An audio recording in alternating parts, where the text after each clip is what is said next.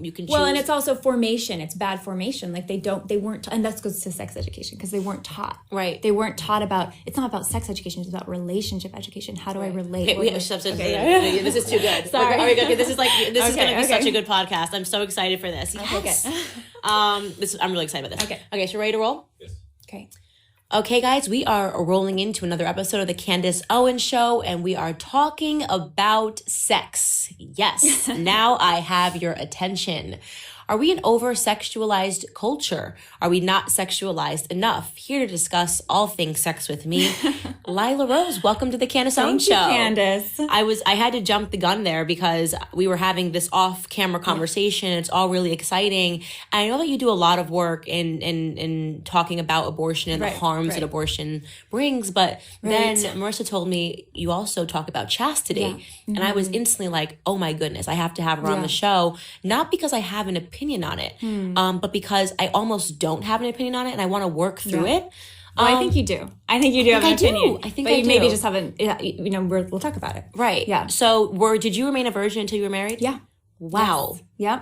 Yep. And that was a decision. And my fiance, when we were engaged and dating, that he completely respected it and was on board because the value was sex is something so amazing. It wasn't that sex is bad, we're going to get rid of it. It was that sex is something so good, so bonding. Sex has the potential to bring life into the world, right? Right. And so we want to protect this incredible bond, this experience that we believe is not just physical, but spiritual. I mean, the research shows that it's more than just a physical experience. It's emotional, it's psychological, it's the most bonding thing you can do with another person. Right. And so why would you just do that with someone you're going to walk away from? That's true. You want to do that with your family, with your spouse, now, with someone that you can raise a child with. Was he a virgin when you met him? So he could tell his own story. I mean, I think he, maybe had made other decisions in his life, but ultimately he wanted to recommit to that because that's important though, that people need to hear that. Before meeting me, the years before meeting me, it was a recommitment he wanted to make because he realized that's not the lifestyle that he wanted to live, where he wanted to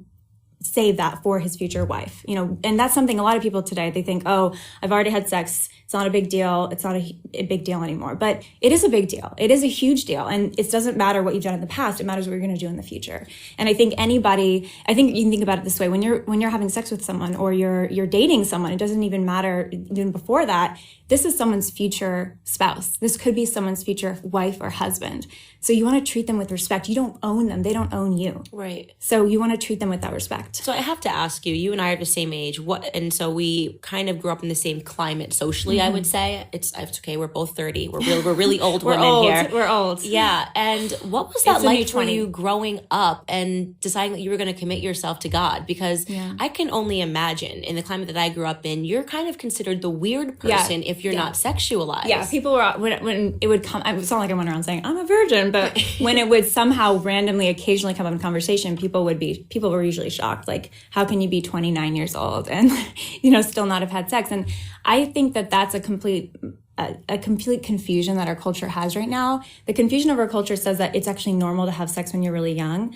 Studies show, the research shows that actually early sexual activity doesn't lead to good outcomes later down the line. It actually delayed sexual activity leads to better outcomes down the line.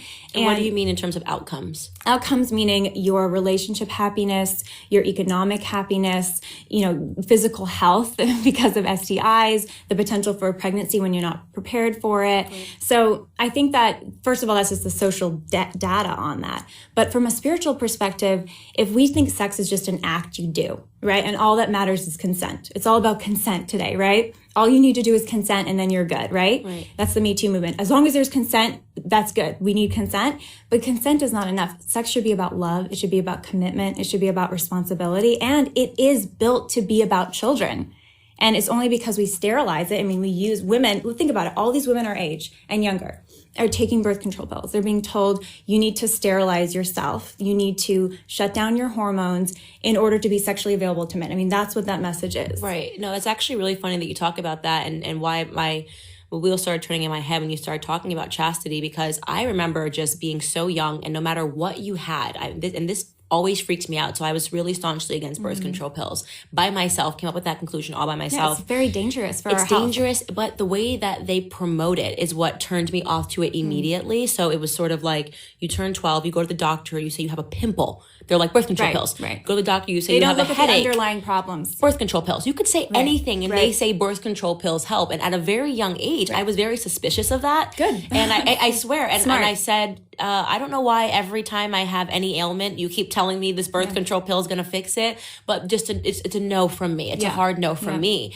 But it is interesting because when you learn about all of these topics regarding sex, whether that's abortion, whether it's about having sex, you learn about it in a very weird way in health class, which is almost like, yes, of course you should be having sex. Right. And by the way, if you get pregnant, you should just have an abortion. Have an abortion. Yeah. And they don't tell you anything about what it means to, like, what a fetus is, what it looks like, nothing. It is just, you are a responsible individual if you have an abortion, if you're not married, because this child is going to have a horrible, toxic life. And the best thing you can do as a young person is to have an abortion. So what is that sexual education doing? Yeah, it's sexual miseducation. So Planned Parenthood is behind this. They do the most abortions, and they're one of the number one sex educators. So they're getting grants from the government to be that sex educator in the classroom for kids as young as grade school. So little kids, to tell them that sex is not a big deal. Sex is some activity that's normal that anybody should do when they're young. So this is sexualizing kids, like little kids, like, 6th grade, 5th grade. And it's trying to rip away the spiritual relational part of sex. Like, that sex is designed to bond two people together. That is not just about a momentary pleasure. It's about supposed to be a lifelong relationship. Right. And it can bring children into the world. I mean, for all the condoms, for all the birth control pills, there are still so many unwanted pregnancies, as they call them, that there's almost 1 million abortions a year. So it's not working. There's something about it that is a bit oxymoronic. So why would, at the very same time that they're promoting people to have sex, would they also be promoting people to not? They don't want them to have the babies, though. So what? They do. I mean, I think Planned Parenthood. I think Planned Parenthood has created a market for themselves. Okay. Because interesting. Because they are sexualizing kids. First of all, this idea, you need to get the birth control pill. Yeah, and by the way, this idea that abstinence, meaning delaying sexual activity or not having sex, is impossible, is a flat out lie. I mean, I'm abstinent. Right, you and I are abstinent right now. I mean, in the studio. And when I'm married, I'm abstinent with anyone else except my husband. I mean, it is a fidelity to just my husband. So we have self-control. We have the power to treat our bodies with respect and responsibility, and to treat other people the same way. And to send the message to kids that they don't, that it's inevitable that they're going to have sex and that they're going to be safe as long as they use a condom or they take birth control, is a complete lie. It does not protect their heart. It does not protect their mind. And it also doesn't protect their body, because at STI, you can still get an STI. You can still get pregnant, even using contraception. In the month before getting an abortion, so women who get abortions, it's about the percentage is about half of women who get an abortion say that they used some form of contraception in the month prior. So it's not like they didn't know about contraception. Right. They were on it, or their partner was using it, or something failed. And what happened? Or they just were enjoying the moment. And the majority of these people are just enjoying the moment, and they're enjoying that moment because they know you're supposed to enjoy the moment. They treat abortion like it's a button. Like, right. If I get pregnant, I'll just get rid of the child. But this idea of safe sex is supposed to be something safe as far as vulnerable, where you can be vulnerable, but it's not supposed to be something where you have to protect yourself from your partner with some latex or with a pill that sterilizes you or shuts down your hormones. How is that really self-giving and feeling vulnerable and free with someone? It always freaks me out. Just instinctually always freaked me out, where I would just say, why would any person want to just put hormones in their body every single day? That was an instinct that I had as a child. And it's suppressing something healthy. Right. That's the thing. Fertility is a sign of health. And this is the message I would send to all young women. Your fertility is a sign of health. If you're having really heavy periods or a rough time with something in your cycle, then look at the underlying symptoms. Don't shut down your entire fertility with these pharmaceuticals, with these drugs. That's not going to actually help address the underlying condition, and it's not going to help you be healthy.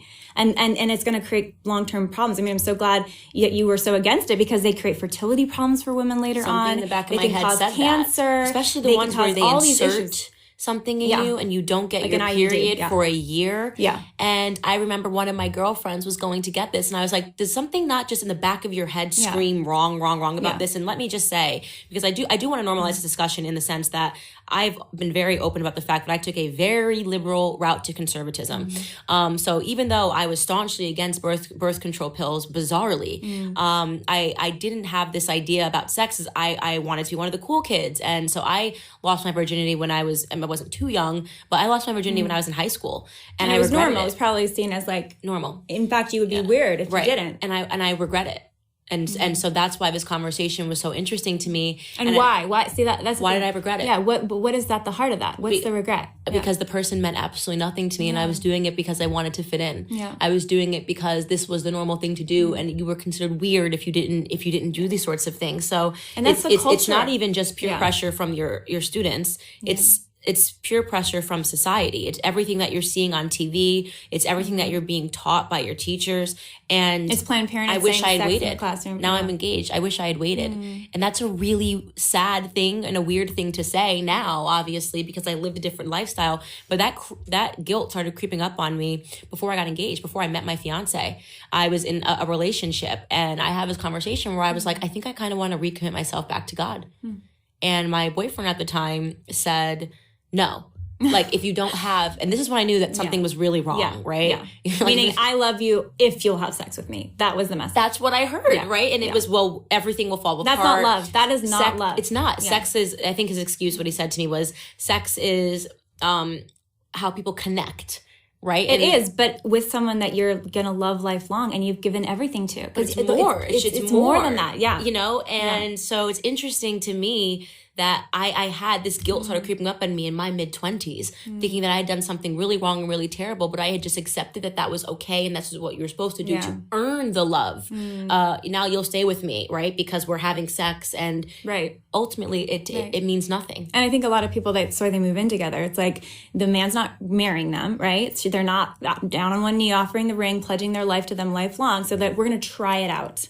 Right? Or the woman is even fearing commitment because some issues in her past or fears of commitment. So we're going to move in and try on marriage. We're going to put it on and see if it fits. That's not going to set you up for success because you're already going in with conditionals. You're already going in ready to walk away. Right. You're not going to practice for marriage that way. You're practicing for divorce that way. Wow. And the statistics show that. The statistics show that if you cohabitate before marriage, you are more likely to get divorced. Which is really interesting. So why do you think that we have this culture right now that glorifies, I guess, being non-committal, right? We glorify having multiple Sex in the City. What was that whole show about? No, it's all about right. And I loved that show when I was younger. And what they're basically saying is that they looked so cute, and they had Fendi bags and Prada shoes, and they went to brunch all the time. They went to brunch. What message is that sending to young girls is that this is cool, this is hip, and this is empowering. And we start to emulate that behavior. And now we see these articles, these BuzzFeed and Bustles of, I had a one-night stand and it was amazing and it was great. And on 10 tips to please your man. Like, it's all about, all these women's magazines, it's all about pleasing. And it's not your man, like your husband who's committed to you for life. It's some random dude you happen to be seeing. You're not even dating, you're hanging out with. So yeah, I mean, it's very toxic. It's toxic for women. But why? I think it's the result. I mean, I think they're selling tons of product. Right. So, I mean, contraceptives is a multi-billion-dollar industry. Contraceptives, and the whole women's world of like fashion and grooming and everything. I mean, it's a lot of money involved in that. That's not all bad. I mean, I think that can be used for good. But what happened was there was the sexual revolution, which happened after the early feminist movement. The early feminist movement was good. It was about the right to vote. It was about to just have opportunities for education. Actually, and then about equality. Then something really toxic happened. And the sexual revolution happened where it was this upending of what they saw as traditional morality. The reality is traditional morality isn't just traditional, it's natural. It's how we're built, it's how we're made. It's psychologically our desire for commitment and love, our desire for someone who's not going to just walk out the next day. That's built into us. And as women, it's built into our bodies because we can bring life into the world. That takes 9 months. And then you've got a child, and that's 18 years. Right. So sex is a big deal, and it should be. But the sexual revolution upended that and said it's not a big deal. It's just a thing you do whenever you want with whomever. It doesn't matter. It's just some pleasure for a moment, and it's totally up to you. You make the rules. Right. There's no morality around sex except, don't rape, maybe. Maybe that's, and even that, we have a huge crisis with that today, right? But there's no morality around it. It's really what you want it to be. And that sexual revolution agenda, which hijacked the feminist movement. So then they're like, well, now if you're feminist, you're going to be pro-sex without any rules, without any responsibility. And who liked that? Crazy men like Hugh Hefner that playboy who wanted to sexualize women and make money off of objectifying them, and doesn't make them happy. He died unhappy. And I talk about this all the time. I say to people, if you think that you are a modern feminist, like I call that radicalized feminism.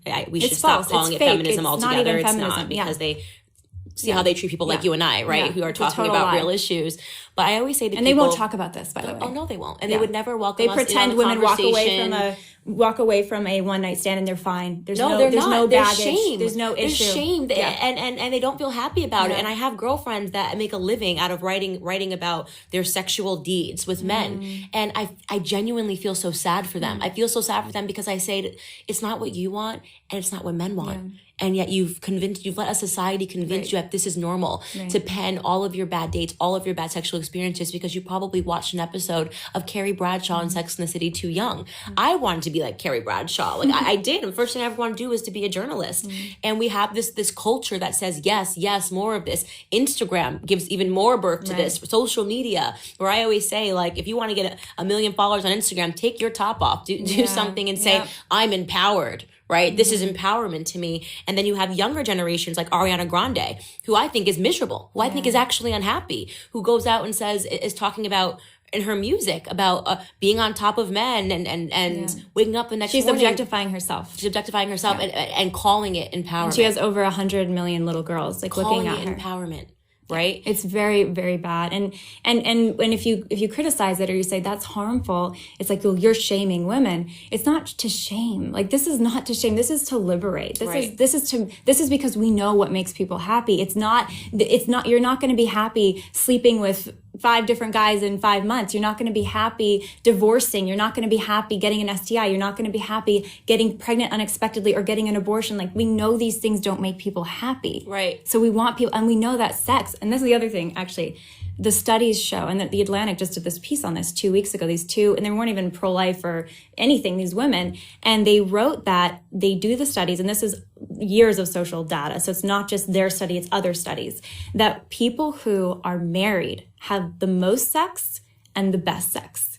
And people who are married and go to religious services at least once a month are even in a better category than the prior category. So what does that say? It says, if you want to be happy, if you want a great sex life, get married. Right. And also realize that your marriage is not just something that you contract between the two of you, but that there's a third person in the marriage. Right. There's God who created marriage and who created both of you. And so it's a spiritual thing now. It's a covenant it's a sacrament between each other. And it's beautiful. And it's really funny because what we're hitting at is something. I tweeted something, my tweets can be a little controversial because I'm always trying to push the world forward a little bit. I poke a little bit because I think that that's the best way to get people to debate and to pay attention to something. And I got into so much trouble. It was months ago. I had a lunch with a girlfriend and she said, we were talking about all these people that are just really crazy, women that are just really crazy and really bitter and really unhappy. And they're making it seem like it's about Trump. It's not about Trump. There's no way anybody has this much time to be this hateful about anyone. Right.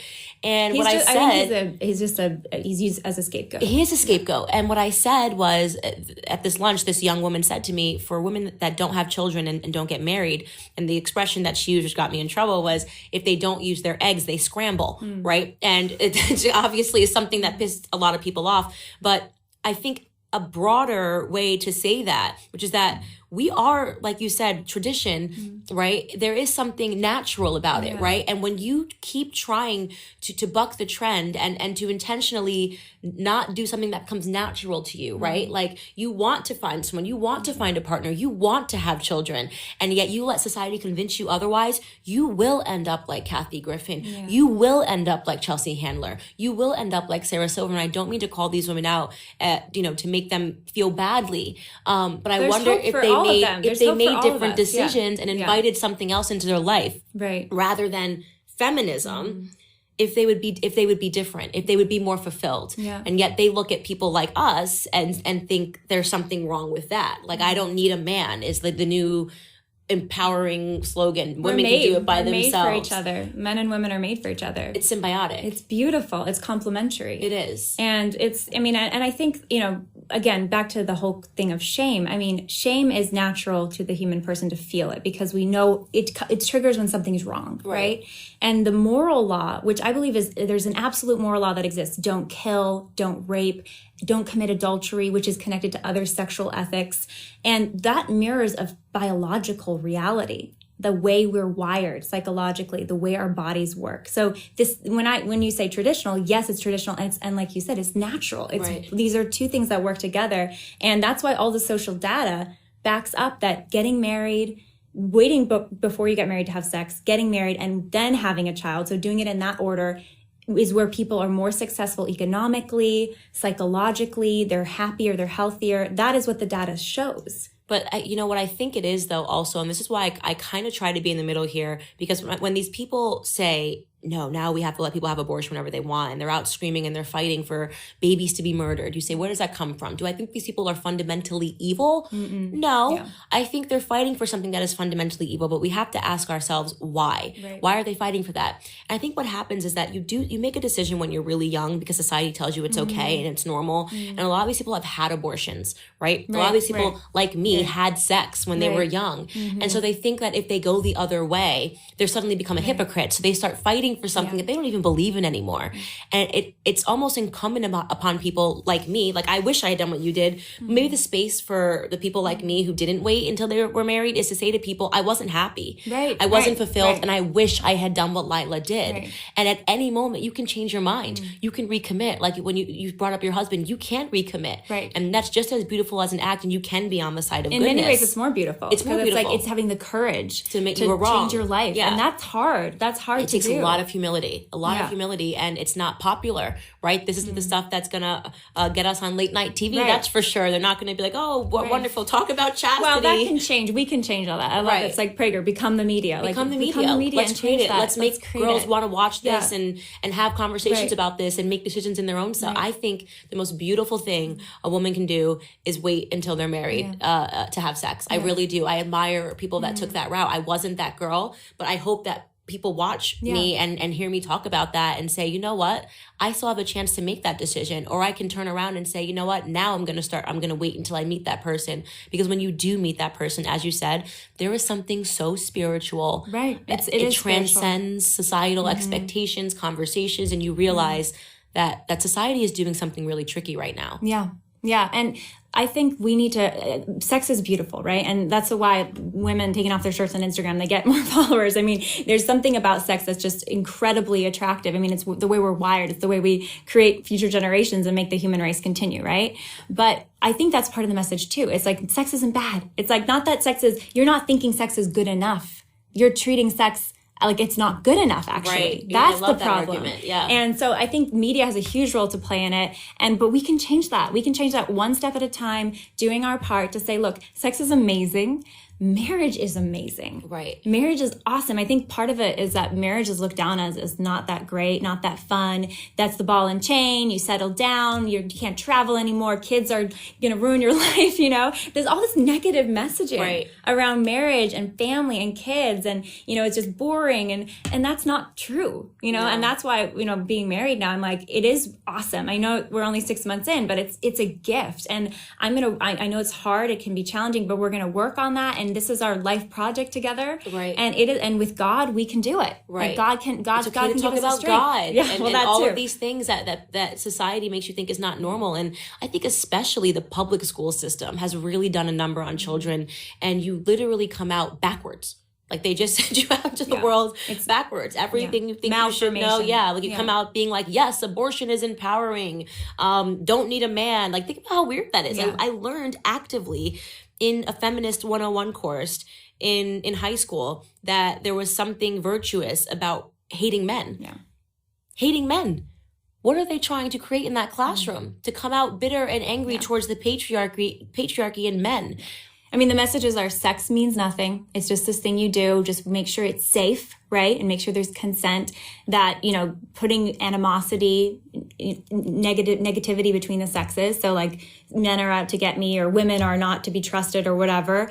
And then the message that marriage is not, there's no message about marriage. Like marriage couldn't matter. Marriage doesn't even matter. If it's 5 days, whatever, go to Vegas, undo it. And then it's totally sterilizing it. It's like this sex is just this biological act, and it's like, it shouldn't even be sex education. It should be relationship education. And it shouldn't even be relationship education that some bureaucrat, some government person, or some Planned Parenthood entity is teaching little kids. That should be taught mostly in the family, in the religious community, by the parents. That's something that is about morality and about relationships and about how to live, like how to treat other people. It's not just this biology lesson. It's much more than that. It is. And so, we're seeing this sort of societal breakdown of family values. Like they don't want family. They hate the nuclear family. They hate the concept of normalcy, right? They'll celebrate a trans, bi, whatever you want to call it, relationship, a man and a woman.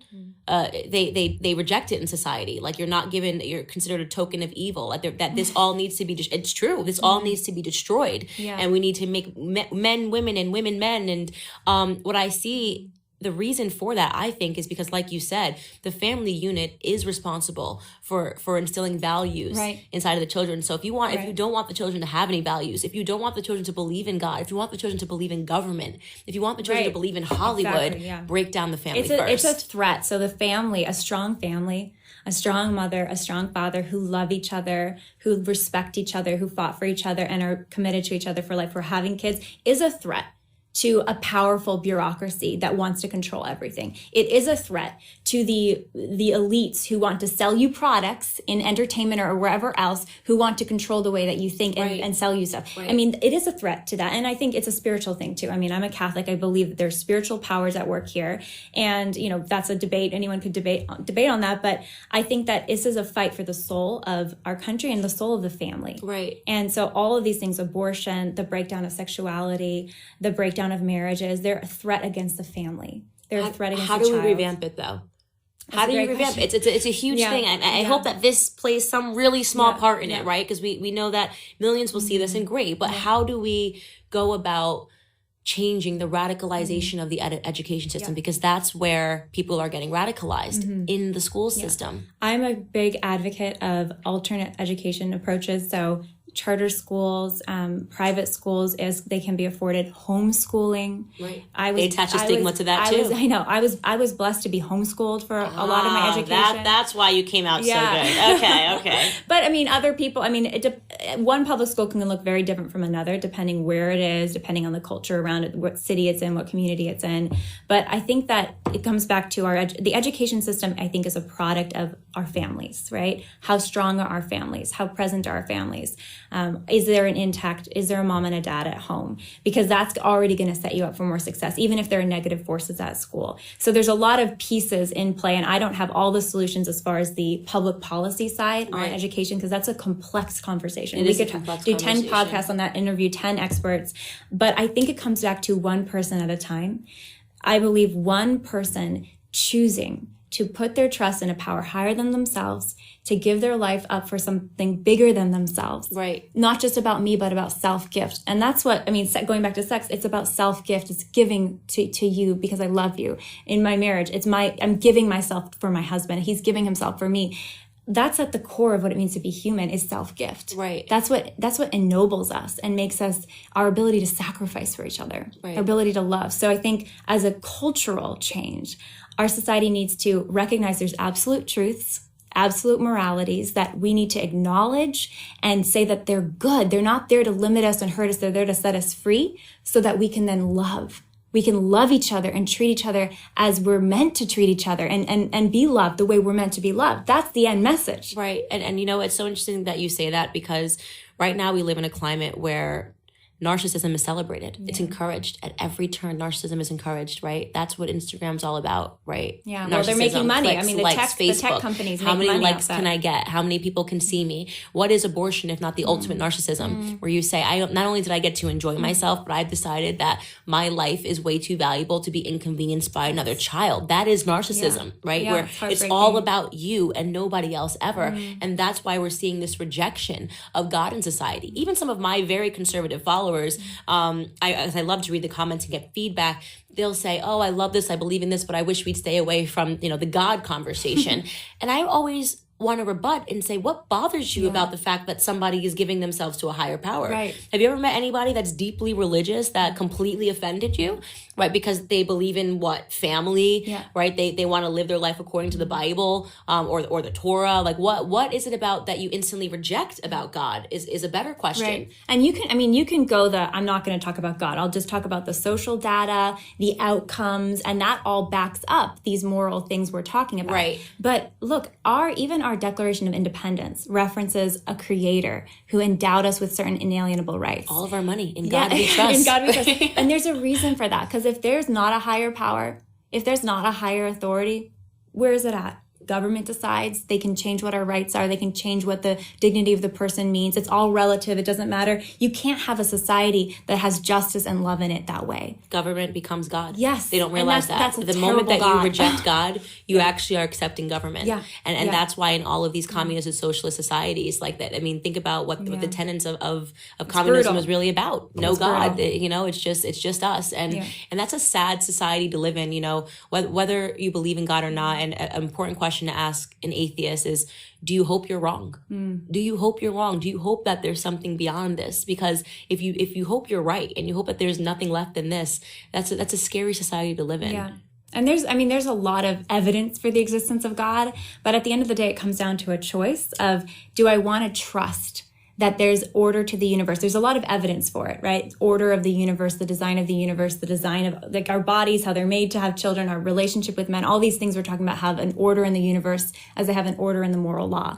But do we want to put our trust that this is a good thing, that this is something that's going to help us if we are obedient to these moral realities, which is not, again, like, chains around our wrists. It helps us to be free because we avoid making bad choices. Right. We avoid choosing things that take away our happiness and create division in relationships, division between our own bodies, our own children in the womb. I mean, that's what abortion is, this ultimate division. I don't want you. Right. I'm against my body and the child in my body. Right. And so do we want to trust that this higher power is good and loving and just? And that if we can say yes to these laws, we will actually be more free and more who we're meant to be. Right. And that's Christianity. That's what, I became Catholic in college because I did a lot of study, a lot of research. I was like, do I believe in any religion? Am I a Muslim? Am I a Mormon? Am I, whatever, Buddhism? I studied all these different religions.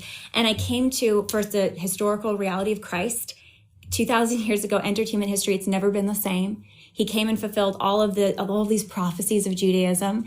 And he came and said he was God and died for us and then rose again for us and totally transformed civilization afterwards. So Western civilization afterwards was never the same. That's the correct. Respect for women, the respect for children, the respect for people seen as equal in dignity before God. Those are Christian, Judeo-Christian ideals. Right, and those are under threat right now. And those are under threat, but that's beautiful, that's good. Right, it is beautiful. That's freedom, that's good news, that's a good message. Freedom is an interesting word because here is something that I've realized, and you do have to credit the left in terms of the brilliancy behind what they've been able to do in society because they did it so quietly, like a thief in the night. They've managed to somehow sell things as freedom that are in fact bondage, right? So I completed about a year and a half of not drinking last year, and it was just that. It was just that the thing that they tell you is freedom, right? Go out, drink, party, have sex, do this and that.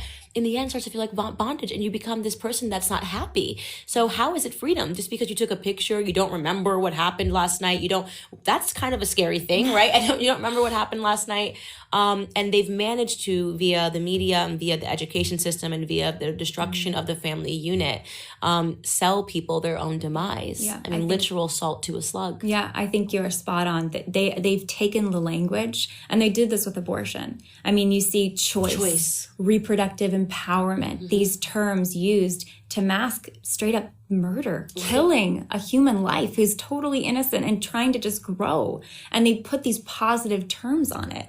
And it is completely false. Right, because liberalism sounds better than conservatism. Right, I mean, right? Nobody even knows. I think most people today who would think they're liberal, they're not actually liberal. I mean, the extreme progressivism that's taken root in kind of mainstream, a lot of the Democratic Party, especially on abortion and things like marriage, it is not, I think, traditional liberalism. So that's a whole other conversation. Classical liberalism, which you and I both labels. know, Dave. I know. Yeah, and he talks about that. Yeah, but you're right. They take words and they literally make them mean the opposite. So freedom is now sex anywhere, anytime, sex completely drunk, that you said this, like the hookup culture, that was the sexual revolution, right?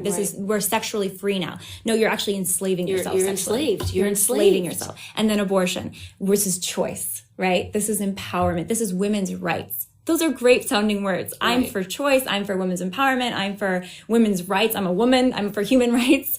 But taking the life of a child in the womb who is completely defenseless, and as a mother, surrendering your body to an abortionist to have them destroy that child, that is not empowerment. Right. It's an act of violence, it's lethal violence. So what have they done? I mean, if you can take the language, you can take the mind. Right. If you can go into the language and mess up the language and distort the language, then you can distort the thoughts.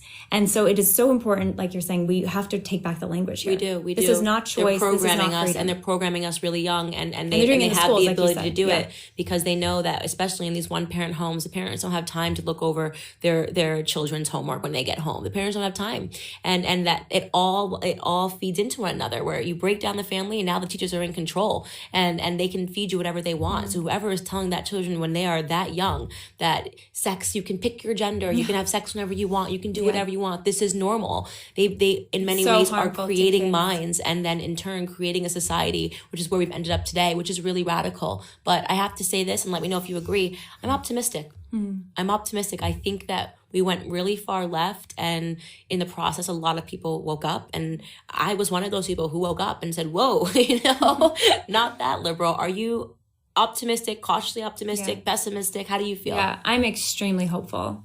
I think that we're not made for this. Human beings are not made for these ideologies that are harmful, that really enslave and brutalize each other. We were made for love. We were made to want to walk justly. We were made to walk justly with God. I mean, that's how God wanted us to be originally when he created us. And I think that there are many people out there that are waking up because it's hurting them. They're hurt. People are not happy. I mean, even that study on sex, they're not happy, and they're having all the sex, supposedly can have all the sex, there's no laws about it anymore. Right. And they're not happy. Right. So I think that one person at a time, there's awakenings that are happening. I think there's a lot of cultural work being done by nonprofits and families and churches, PragerU, a live action, trying to change the narrative on this, educate, help people connect the dots on it.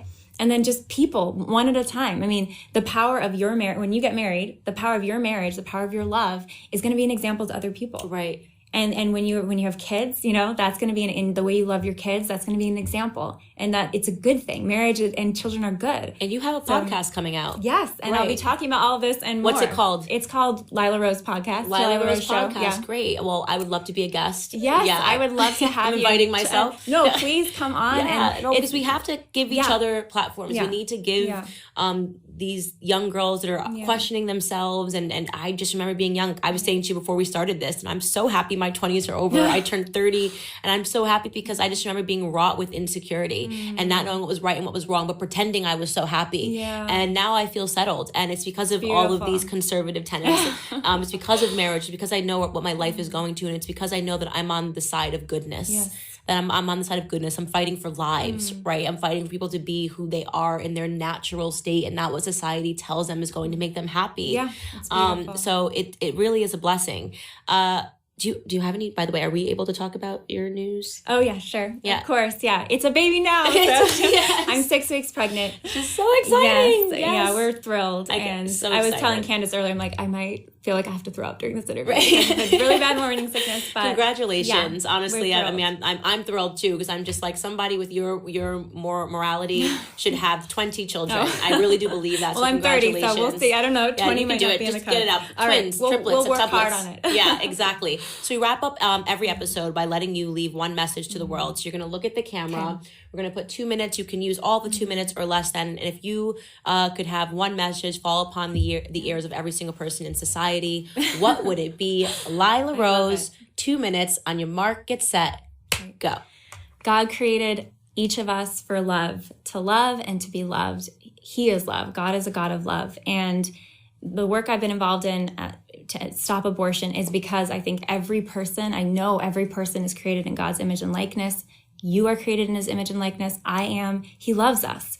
And he loves us so much that he himself came down to earth to die for us and to give his life for us because of our sin, because of our pain. And he wants us to be free eternally and have eternal joy with him.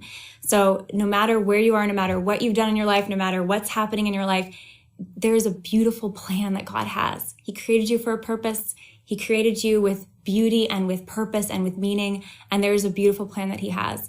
And that's why I'm fighting for every single child. That's why we have to fight for every single child, because God created them with that purpose, and fight for each other, because each of us are in his image, and each of us, we have a plan and something that he is calling us to do. That was so great. So great. Thank you so much for coming Candace. on. Thanks for having me. Great conversation. Such an interesting conversation. It's good. And it's fun. Thank you guys for watching the latest episode of the Candace Owens Show. I hope you guys enjoyed the conversation as much as I did. As many of you guys already know, PragerU is a 501c3 nonprofit organization, which means we need your help to keep all of our content free to the public. Please consider making a tax-deductible donation today. I would really appreciate your support.